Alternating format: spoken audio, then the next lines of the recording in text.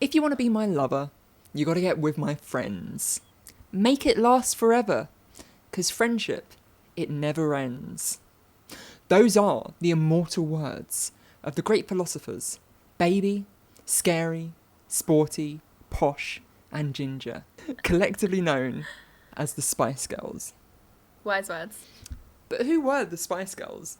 In today's episode, we're going to learn all about the originators, or the originators, we're going to learn about the Spice Girls, okay? Are you fans of the Spice Girls? I'm trying to remember all of their names. I literally just said them. No, their actual names. Alright, you got Emma Bunton as Mel, Baby Spice. there's Jerry Mel, Halliwell. Jerry Halliwell. Mel B, Victoria Mel C. Beckham. Yeah. Mel B and Mel C. I even forgot got- Victoria Beckham was one of them. I forgot that's where she came from. How? I don't She's know. Posh Spice. Yeah. She's also not posh. She's from like Essex. Yeah. I mean, it's an ironic name, isn't it? They did it on purpose, I'm pretty sure. I would not call myself a fan, but I reluctantly find them very catchy and nostalgic. So. Yeah, I think in like the battle of the girl groups that were around at the time, I was more of a S Club 7 kid. S Club 7 are a little bit later than Spice well, Girls, actually. then that might be the problem. Maybe I was You a bit too young. Too young. True. Yeah. You might have That makes missed the sort of main wave of Spice Girl By mania. like a year. Yeah. Yeah. So Spice Girls were basically 96 to 99-ish. Yeah, so I would have been ages 2 till 5. Yeah. That makes sense. I was a big fan of the Spice Girls, but I wasn't allowed to be a big fan of the Spice Girls. No, I do remember our parents being like, I remember dancing to it in the kitchen and feeling a bit guilty about it because I was enjoying it, but my parents said that it was bad music. Not out of any like religious sentiment, just because it was pop music and they weren't pop music fans. So My sister was allowed to go to all the concerts and had all the merchandise and was able to be a big fan. And I wanted to be like that. I wanted to go to the concerts, but I wasn't allowed. It was very upsetting. And consequently, I am now a big fan of the Spice Girls. They were a regular on my sort of rotation of music, the Spice Girls. Yeah. Anyway, let us begin with the story of the spiciest of girls. In 1994, Bob and Chris Herbert, which were a father and son duo who ran Hot Management, had an idea. A girl band. To compete with the boy bands of the day like the Backstreet Boys and Take That. 5 girls with different personalities which would appeal to as much of the market as possible. They put an advert into the trade paper The Stage, and 400 women attended. This is the advert here. Are you 18 to 23 with the ability to sing/dance? Are you streetwise, outgoing, ambitious, and dedicated? Heart Management Limited, a widely successful music industry management consortium, currently forming a choreographed singing, dancing, all-female pop act for a recording deal. Open audition, dance works, blah, blah, blah, blah, blah. Please bring sheet music or a backing cassette. Cassette. That's showing its age there, isn't it? Cassette. Bring your tapes. After 2 rounds of auditions, Victoria Adams, Melanie Brown, Melanie Chisholm, Jerry Halliwell, and Michelle Stevenson were chosen to be part of the group. Which one's Michelle? Well, do you not recognise one of those words? One of those names, rather. Emma? Probably not, because after a few months into training, Michelle Stevenson was fired for not having enough commitment and was replaced by Emma Bunton. it was dedicated is in the ad. It is in the ad. Yeah. They had a years-long training and recording regime under the name Touch, which is a name that has not stood the test of time. 'cause Not it's a as good as terrible name. Spice Girls. Can you imagine? Can you I imagine wanna saying it see on Touch. stage? Like, We're Touch. introducing Touch. Feels bad. Introducing like it. Smell. Smell. By late 1984, they had written some songs, including a song called Sugar and Spice, which is what eventually led them to being called the Spice. I They like weren't called this, Spice Girls, they were originally called image. Spice. Eventually, the name Spice came from this song called Sugar and Spice. The song was never really fully released, but they have released a snippet of it, which I have heard before, and it's like a 90s pop R&B music. Very sort of classic 1995, 1996 era pop R&B music. I'm certain you'd think like, oh yeah, this definitely came from the 90s if you were to hear it.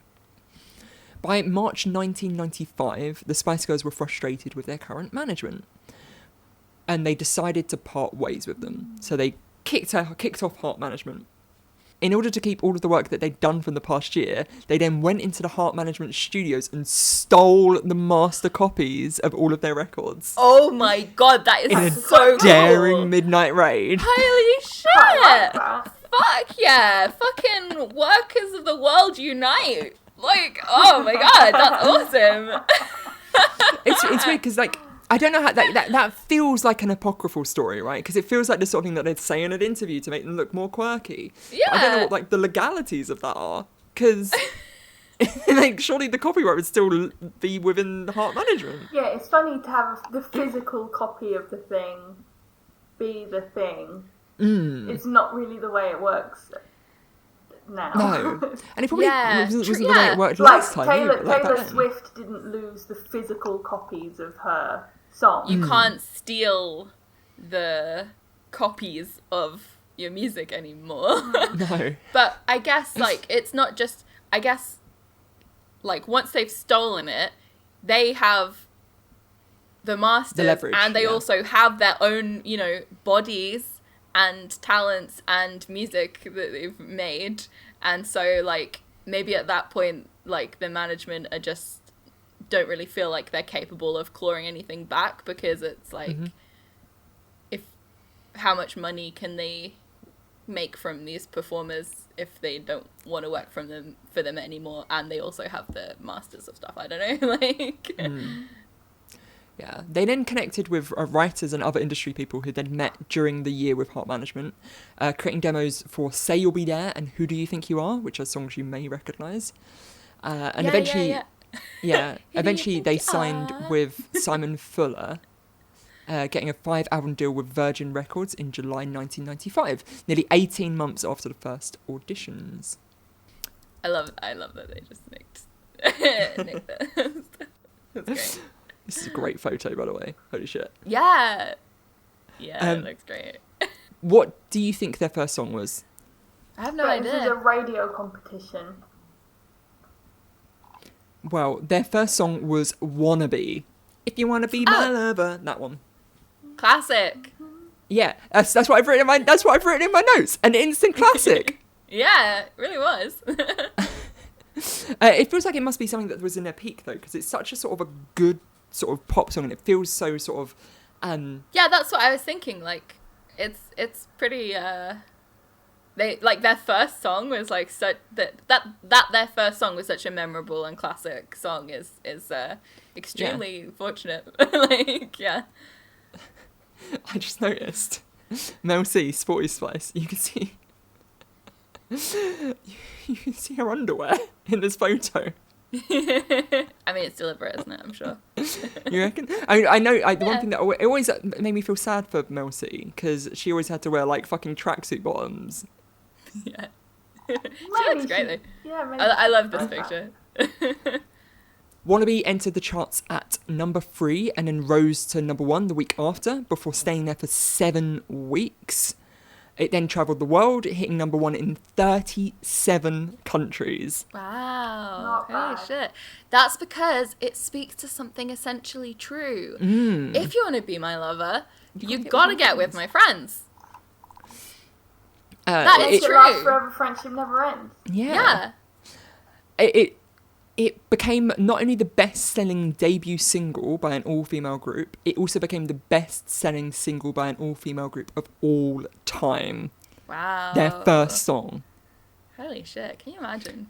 Yeah, Like they right. would have been so young as well. Like when all Yeah, this was like happening. 19, 20, yeah.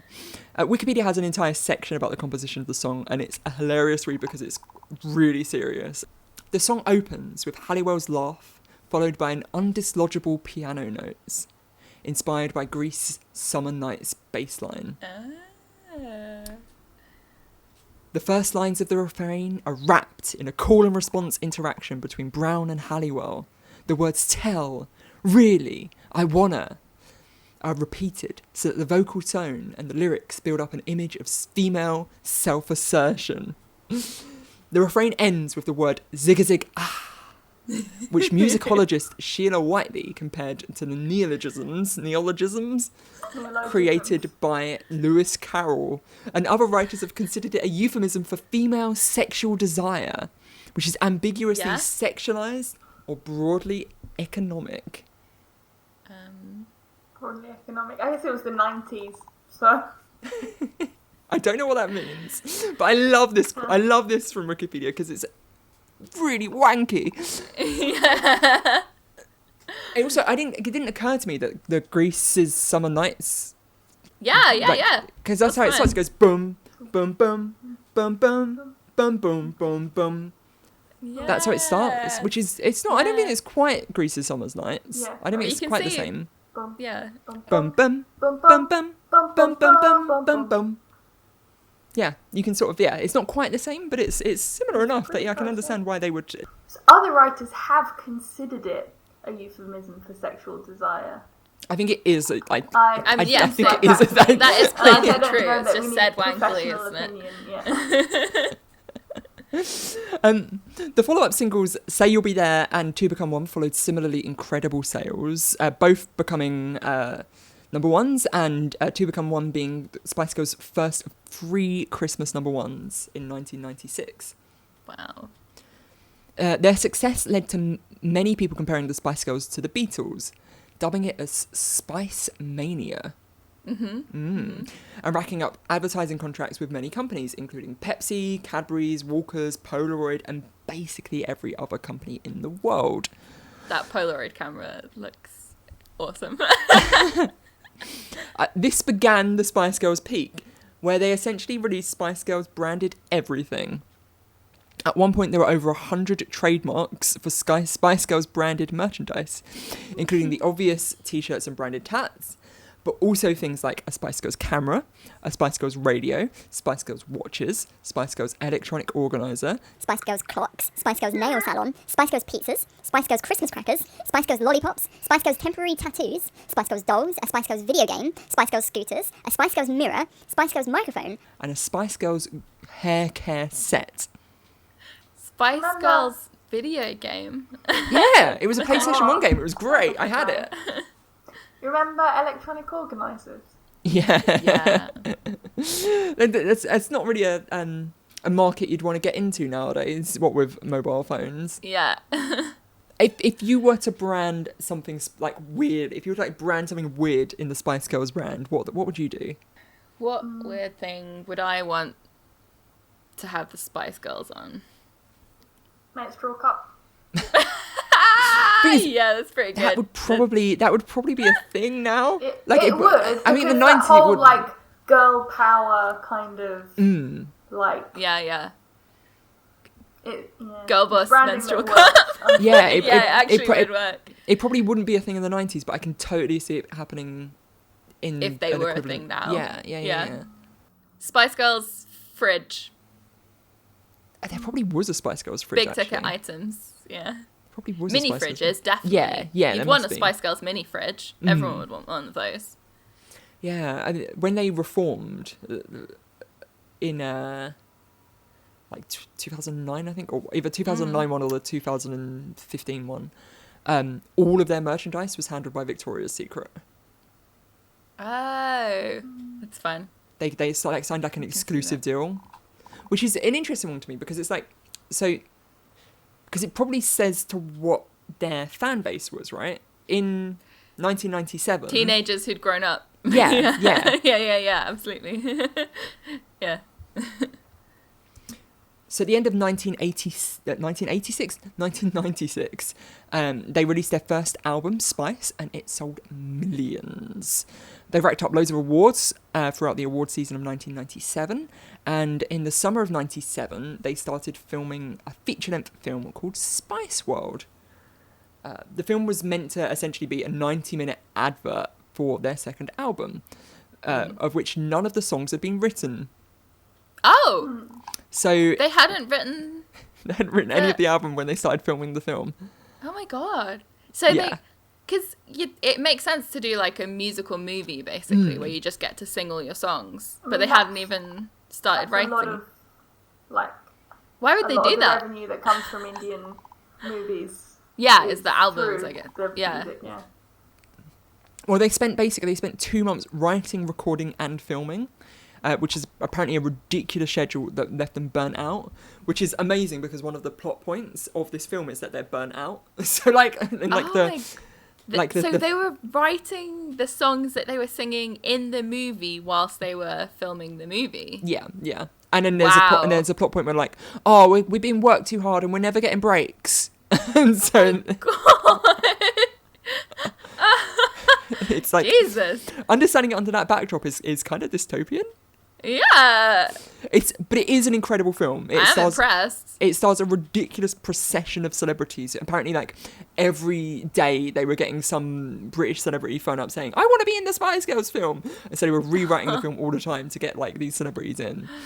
Including Richard E. Grant, Roger Moore, Oh, wow. Meatloaf, Barry Humphries, who's Dame Edna Everage, Alan Cumming, Michael Barrymore. I don't know whether you two know who Michael Barrymore is. Yeah, I remember. Yeah. him. Yeah. Didn't go well for him in the end. No. Gary Glitter, even worse. Oh. Jules Holland, Elton John, Bob Geldof, Jennifer Saunders, Stephen Fry, and Hugh Laurie. That is fun. It's well worth a watch. If only because it's like ridiculous. It's like genuinely one of the most surreal films you're ever gonna watch. The acting is atrocious because of course it is, but it's still an incredibly fun watch. I tried to watch it with some friends the other day and half of them dropped out, so much to their fault. Because the acting was so bad. Yeah, basically. Oh my god, it's so bad. You gotta learn to appreciate a good Exactly. movie. Like, that is the fun of it. Have you ever watched the S Club 7 TV series? Yes, that's also similarly Like, quite bad. a lot of that is also about, like, not being treated right by management. So, it's a theme. Do you reckon they write those sorts of things on purpose just to troll the bands? But I feel like on some level as well, it's also just like normalizing it and making it okay, just because like, haha, this is just a funny, cute joke. Aren't you lucky you get to be like, you know, treated this way, basically. This is it's kind of writing in their like that them having to be overworked is the necessary price of their success, right? Because it's putting that story front and center in their success story, where it's actually not necessary to work for months on end without breaks. Yeah, the strenuous schedule lasted for months until May 1994, when Geri Halliwell, fade to grey, announced her departure. The reason why she left, it's difficult to really ascertain, though it was claimed there was a mixture of creative differences, exhaustion and disillusionment. What that says to me is she was just suffering from burnout, after over a year or two of hardcore schedules. The tabloids claimed it was because she wanted to, take centre stage or blah blah blah blah, start her solo career, which she did eventually. But I think she had a bit of time between leaving the Spice Girls and starting a solo career. The rest of the group continued without Geri Halliwell until 2000, when they eventually split after a lukewarm reception to the single "Forever," which only hit number 39 in America and hit number 2 in the UK. So they were only really Number going two. for a few years as a group then. I didn't realise it was such a kind of short space of Yeah. time, really. 96 to the start of 2000, basically. I think I'm gonna say with regard to your point earlier about feeling bad for Sporty Spice, I'm looking at this image right now being like, oh my gosh, she gets to wear like regular clothes. Yeah, that is actually something that I What a would do. joy. She does just get to wear trainers. So Yeah. on the one hand, yeah, obviously, like, I feel bad because, like, if you're in a pop band, if you're like in a girl band, you sort of expect to be wearing like glamorous outfits and, you know, stuff that you would never wear in your real life. Whereas if your shtick is that you're Sporty Spice and you wear tracksuit and trainers all the time, it sort of feels a bit like, oh, well, this just feels like the sort of stuff I'd be wearing and lounge around the house. I do like the Baby Spice kind of Tinkerbell pose. Yeah. I am quite impressed. This one and the picture before, like the way they've posed them all is actually really fantastic. Like that's good. That's good. Yeah. Creative direction there. I'm impressed. Well done, 90s. The Spice Girls have come back a couple of times on various different reunion tours, and they were great in those reunion tours, including a performance at the London 2012 Olympics, but they really left their mark in the 90s. Obviously, one of their shticks was that each girl was meant to be different to other girls. You had Sporty Spice, Ginger Spice, Scary Spice, Baby Spice, and Posh Spice. That means all of the people of the world, all of the boys and all of the girls, could identify with at least one of them. There were lyrics from the Spice Girls. I wasn't just being... I twigged. I wasn't just Very being good. envy-phobic. This was different to pop groups of the past, where they tended to have distinct styles, and that was consistent across the entire group. But it has been copied in groups that came afterwards. Yeah. I'm trying to figure out what it is that makes Scary Spice scary. I think we know. Yeah. I always know the found answer to that, that one. kind of fucked up, actually. I always found that kind of fucked up, that they just really ran with, a little bit of misogynoir. There you go. And the fact she always wore leopard print as well. Yeah. Like, she looks incredible in leopard print. I fucking love it. But, like, that's a bit much, isn't it? Management. The cultural impact of the Spice Girls was frankly incredible, kicking off an era of girl power which poisoned the minds of Gen X liberal feminists for the rest of their lives, and eventually resulting in contemporary turfism, which has of course resulted in the rise of modern fascism. So thanks a lot, Baby Spice. Thanks, Baby Spice. Thanks, You Baby really gone Spice. and did it. That was But, it, like, wasn't it? I say that as a joke, but like kind of is No. the case. Yeah, not- girl not power is True, is it? not the way I would take it, but I can see why it happened at the time. Yeah, it feels almost like a sort of an acceptable form of feminism to patriarchy. And also, like, Yes. you know, Because it's sexy and makes money. yeah, I mean, like, Nike had a whole campaign that was basically girl power, and it's like, they're Yeah, you not can't. good. You actually can't purchase women's liberation. So. I want to end in a question, and I want a question for both of you and also for the people at home. If you were a Spice Girl or a boy or an MB or whatever, what spice would you be? I'd probably be Baby. No, so no, but you Probably could. be Baby. No. So I don't mean which spice of the Spice Girls would like you be? an actual spice. No. But what would your spice be? So obviously, Baby make Spice my already own one. exists. Yeah, I think I would be like Gamer Spice or Weeaboo Spice. Oh, that's fun. Yeah. Casual Spice, Casual dress Spice. down Spice. Rachel would be Normcore Spice.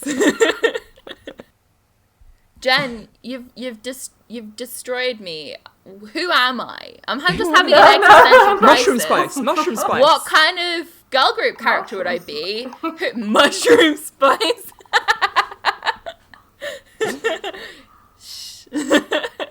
Pickle Spice. Pickle Spice. Look at me. I got turned into a Spice Girls, Morty. Pickle Nat.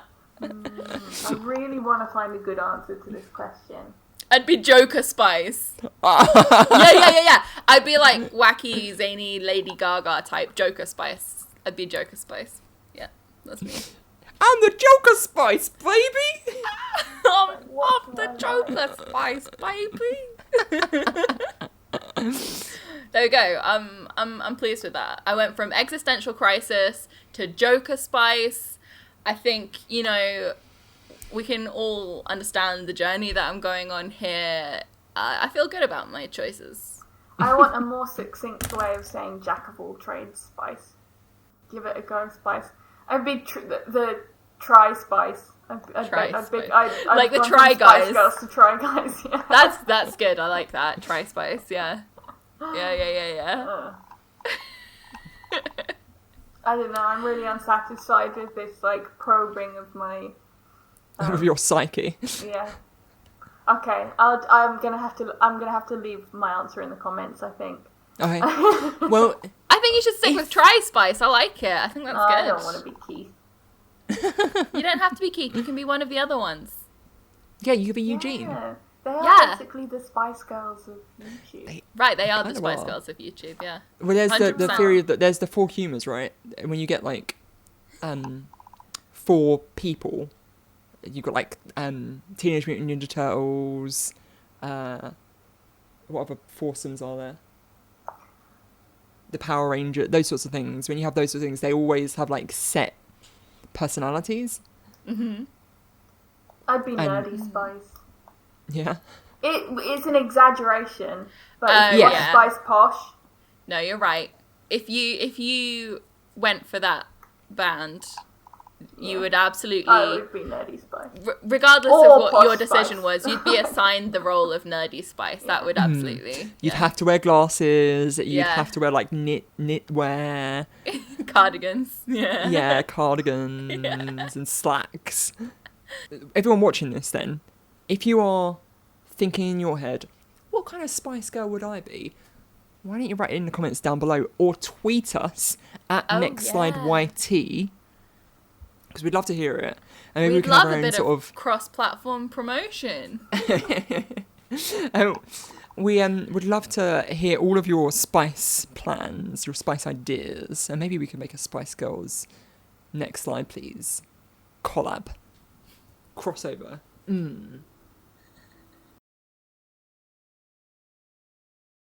Do you mean we work with the Spice Girls? And No, I they're didn't mean that at hey, all. we've I been said the wrong- watching this YouTube channel. Next slide, please. Yeah, if you're Emma Bunton, why don't you come on the show? Emma Bunton, reach out.